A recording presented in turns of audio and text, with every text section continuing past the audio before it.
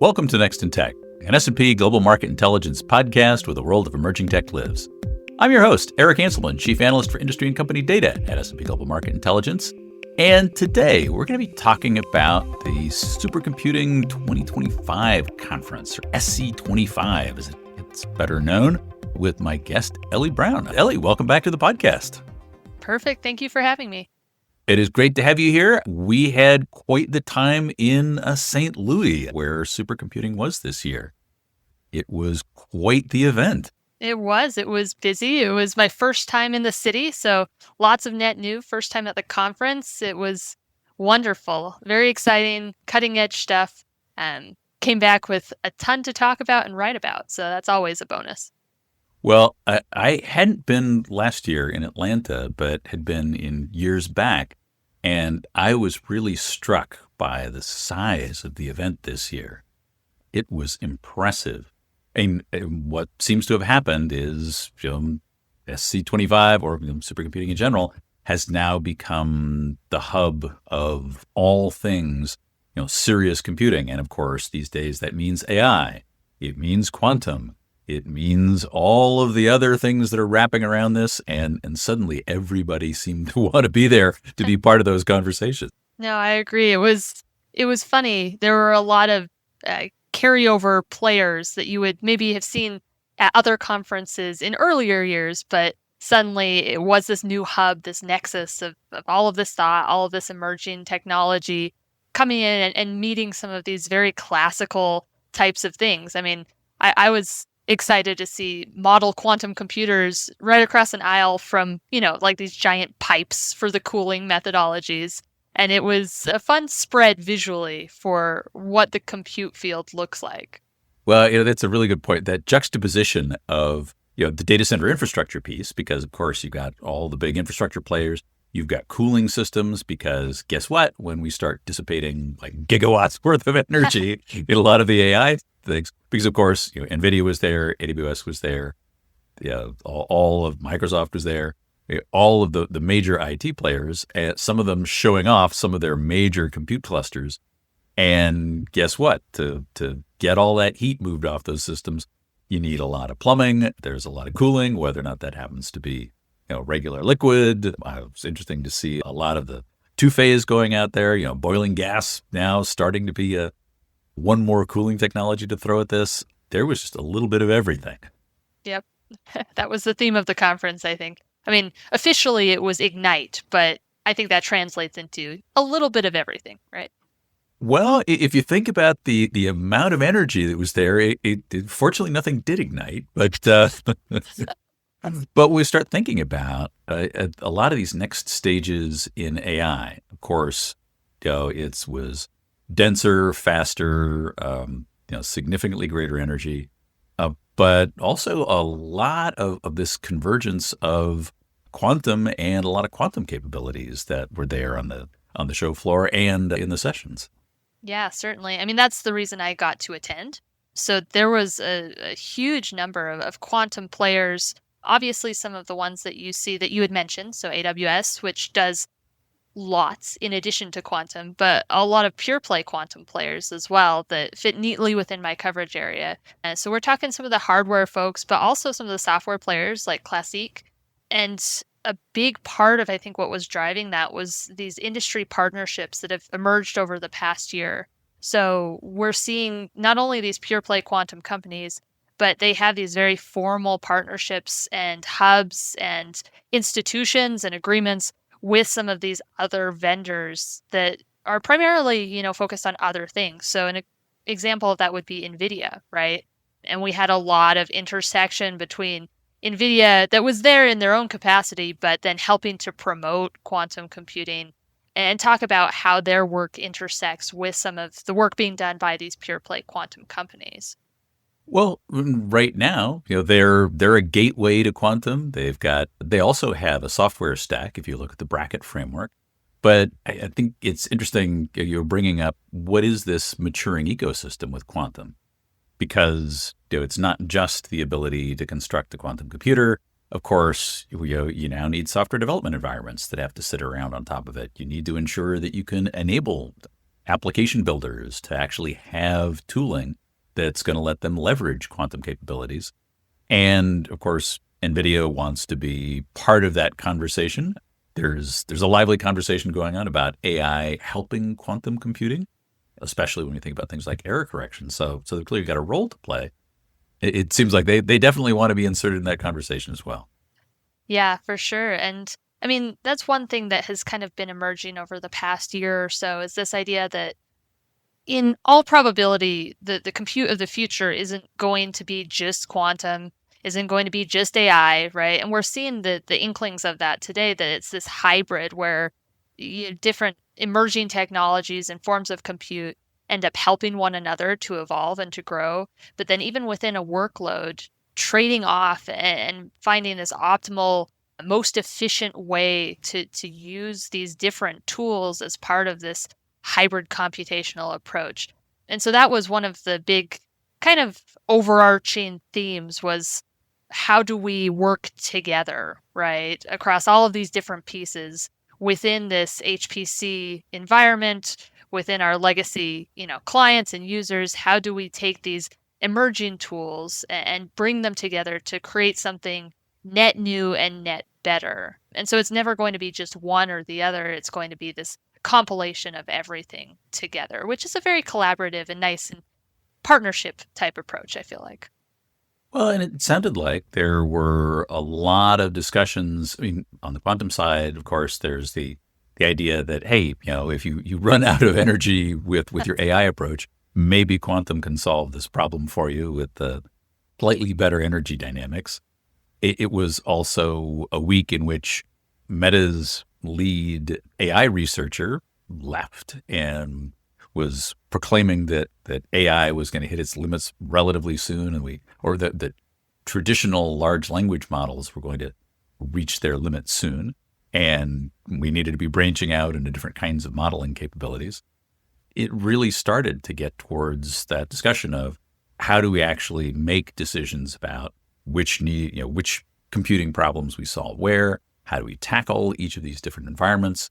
And it seemed like there was a lot of discussion about what that fit is, and especially how do you build supporting environments to be able to actually make that possible. Right. I mean, we're moving past that conversation about just those individual, base level technologies, and we are into that era of, okay, but how do we make these things work together, and how do we make it possible, right? And that's where NVIDIA is coming in with their NVQ link to kind of help bridge that gap. We've seen a lot of focus on the quantum side with algorithm development and compilers and SDKs, and how do we actually, stitch these together? And then from practical purposes, with the physical hardware, how do we bring quantum computers into a data center? Because, it's great when they are isolated in a lab on their own, but that's not going to be the most useful way for them to operate. You want to get them commercialized and productized and easy to use and easy to play with other people too, and other types of compute methodologies. Well, we've had an environment in which we had a lot of quantum simulation available, but it seems like we're starting to get to scale where that's starting to step a bit further than what some of the quantum simulators are able to handle. Yeah, we're getting into that kind of cutting edge, and the ongoing, I don't know if it's a joke or if it's a beef with quantum computing, is that it's always 5 years out, right? But I'm happy to say that conversation, that number has shifted from 3 to 5. So instead of 5 to 10, we're at 3 to 5 years. But with roadmaps, we're working on these initial projects where you're actually deploying and using quantum computers. And you have not just simulation, but you're nudging into that area where we're actually approaching business value, right? And there's a lot of dithering about what the term quantum advantage means, whether it's even a valuable, benchmark to be trying for. But when it comes down to it, at the end of the day, right, businesses want technology that is useful, that you can actually use, that solves a problem. And the nice thing is with quantum computing, and helped along by advancements in AI, we're getting into this space where we're seeing that business advantage, and that can be anything from energy, right? Using less energy, to cost efficiency, to speed, right? To net new problems being solved. And each of those aspects, each of those factors is worth looking at when you're considering, where quantum is at and how it's interacting with some of these other players to achieve an advantage along one of those lines of business. And I'm still not sure which one will come first. Probably not cost, but it's been fun to see and to investigate along each of those, right? The energy use case is a strong one. Obviously, the ability to solve new problems is very exciting. And so that's talked about quite a bit.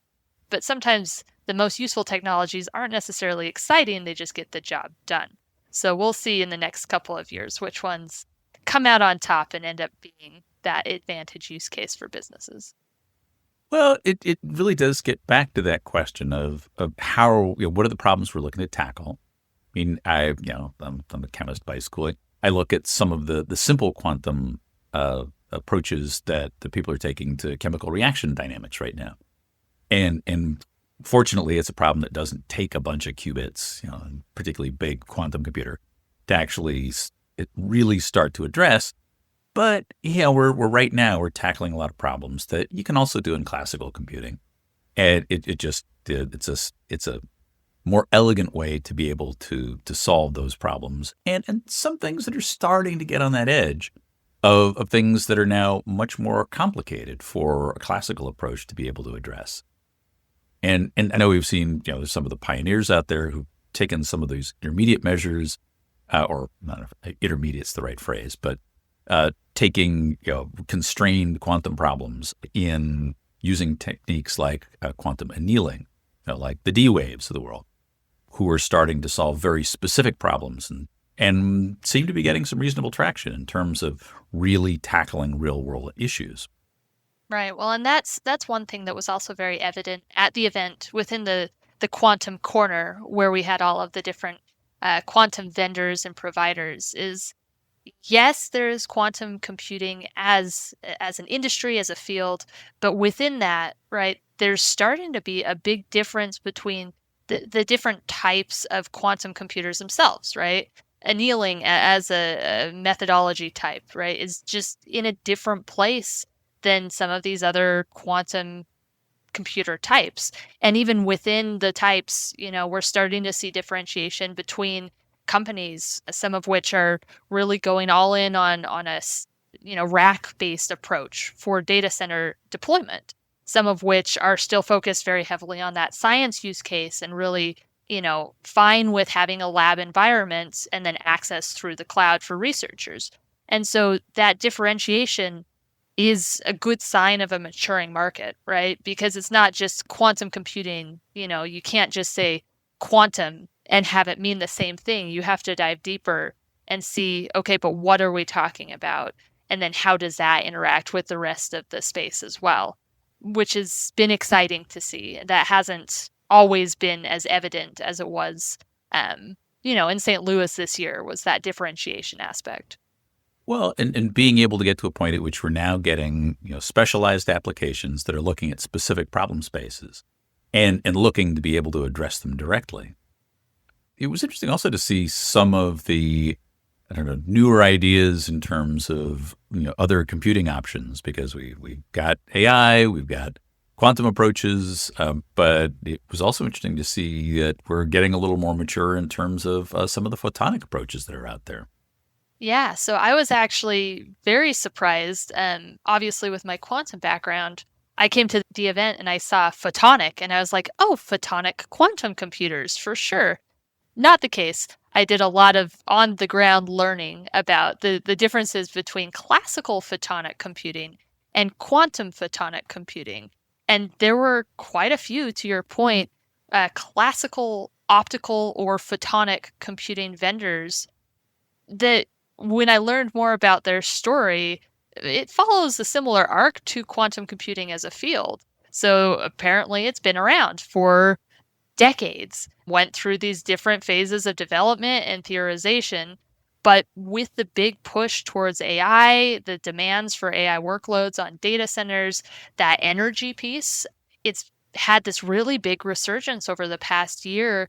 And basically with these photonic companies, right, they're using light instead of electronics to encode information. There's no quantum involved, right? It's not like photonic quantum processors that use the quantum properties of light. We're using strictly physical properties of light to encode the information. So that can be pulses, it can be intensity, right? But the use cases are very interesting as well. And I learned a new term. So we've got CPUs, GPUs. On the quantum side, we call them QPUs. Well, apparently we have LPUs now for light processing units. So, yes, all sorts of fun stuff emerging and lots of implications for the compute field as a whole. I thought it was really fascinating to see photonic approaches, looking at a variety of different computing modalities. One looking at neural processing, basically using photonic approaches to simulate neurons much the way we do neural networks, and being able to approach it that way. Very interesting in terms of what one can accomplish, how you tune, how you actually build and program something like that. Some I agree. No, fascinating approaches. the cool thing for me about the event this year was that mix of approaches, I guess from a background standpoint too, of the researchers and of the founders that we were able to talk to, because, it's not just people who have a background necessarily in engineering, in computer science, right? We're talking to neuroscientists who have that background in how brains work and neural networks that way. We have chemists who are being pulled into these teams because of these use cases behind these different compute approaches, right? We've got this lovely melting pot of all of these different scientific approaches, building approaches, and they're all meeting together and coming up with these net new, very creative, interesting ideas for how to solve a problem in a way that, someone with just one background wouldn't be able to think about on their own. But with that, collaborative approach, lots of different viewpoints into how to solve a problem, we're getting net new technologies coming out of it as well. Well, that was the thing that really struck me, as you pointed out at the outset. That mix across the supercomputing conference. If you look at the conference program, so many different approaches, so much that was being covered in so many different disciplines in terms of how they were trying to actually, either put to work, in many cases reimagine some of the capabilities that we're really working around. This is not just the AI, chat buddy kinds of things. This is real applied science. This is practical applications. It was this wonderful mix of all of these different approaches. No, I agree. It was exciting, right? You walk onto the floor and part of it was the scale, to your point at the very beginning, right? There was just so much going on, but it was jazzy. The Americas Center and then the Dome at the Americas Center, which, it's a football field. Yeah, just the massive scale of the event was impressive this year. It was. Well, I'm curious about your take about what organizations should be thinking about in terms of some of the takeaways, things we should be keeping in mind, things to start considering in terms of future planning about how we start to integrate quantum. I mean, you were mentioning we've shifted to that 3 to 5 year time frame. Maybe we're getting a little higher up the asymptote in terms of, maybe getting close to practical applications. And one of the reasons I ask is because I was at AWS reInvent immediately after. And the principal take, when Matt was up on stage, was identifying, quantum's still a bit of a science project, but yet what we saw at supercomputing really says, it seems to be that organizations should be thinking a little bit more seriously about how they're going to be engaging around quantum and really practical aspects of how they put it to work. Yeah, for sure. I mean, I'm always a big fan of education first, right? So now is the time, it might even be past time, but no time like the present, to learn about, these new technologies and stay informed about where they are, right? I mean, it's just moving so fast. Quantum, but the technology, sphere as a whole is just, there's something new every day. And they're interacting with each other, all of these new technologies and new techniques in very different ways. And so the way quantum computing is today, it will be different next year, and it will be different the year after that, right? And different not only in terms of its own internal, self-contained progress, but in how it's interacting with different aspects of the technology space, how it's feeding into AI and what it's getting in return. And we're on this big acceleration of, net growth, which is very exciting, but it's hard to keep track of, right? So the first one is make sure you're staying informed about what things are looking like. No one has a crystal ball, but honestly, the speed at which things are moving, if you can stay up to date with where things are today, that's pretty darn good.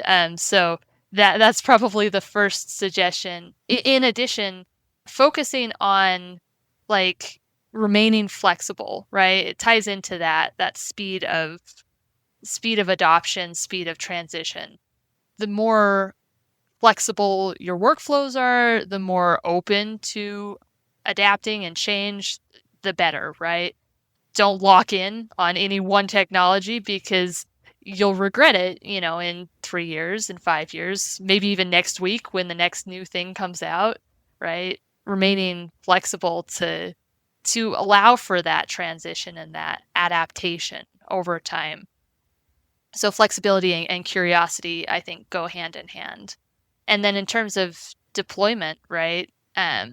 We are getting into that age with quantum computers where it may not be a business use case for you in your field yet, but it's coming imminently, right? And if it works for one corner, right, that's all it's really going to take for quantum computing as a field to really take off and explode, and to increase the speed of that transition as well. So if we think it's going fast, my guess is it's probably going to go even faster in the next couple of years, because that's just how things work. So stay tuned. It's fun to track, and there's a lot going on. Well, it seems like there was enough, in terms of development environments, moving up the stack. We've now got systems that'll help you figure out, how to retarget, if you're shifting to do new and different systems. And that's always one of those indications to me for what that ecosystem maturity is. Once we start getting tooling environments that give us some flexibility, that are set up for change, maybe we can start to at least hang on a little bit and ride that, at least the trailing edge of the wave as we get moving. Well, and to your point, right, it's easier now than it ever has been, even if you don't have any quantum physics experience. Like, there's been so much good development around user tools, around making it possible for end users to interact with quantum computers. And part of that has been AI, right? You can build quantum algorithms using natural language now, which, 3 years ago would not have been a thing. So don't be afraid, right? There are a lot of good tools to help encourage your exploration and hopefully adoption, even if that's down the line as well. But no fear. That's the motto for quantum. Well, and as we keep saying, any new technology, dive in, and as you say, no fear, just try it out, see how it works, get familiar with it, and be ready when it actually turns up. Yep. Well, a lot of good things, and we'll have to see what develops in the year ahead, but I appreciate all the perspectives. So thanks for being back on the podcast. No, it was great. Thanks for having me, and it was a great event. So thanks for hanging out and exploring that massive show floor with me. It was quite a bit. So. Oh, that it was. Well, we are at time for this episode of Next in Tech. Thanks to our audience for staying with us. And thanks to our production team, including Sophie Carr, Faran Miadeshan, and Kira Smith on the marketing and events teams. I hope you'll join us for our next episode, where we're going to be looking at what was going on at AWS reInvent. A lot of AI there as well. I hope you'll join us then, because there is always something next in tech.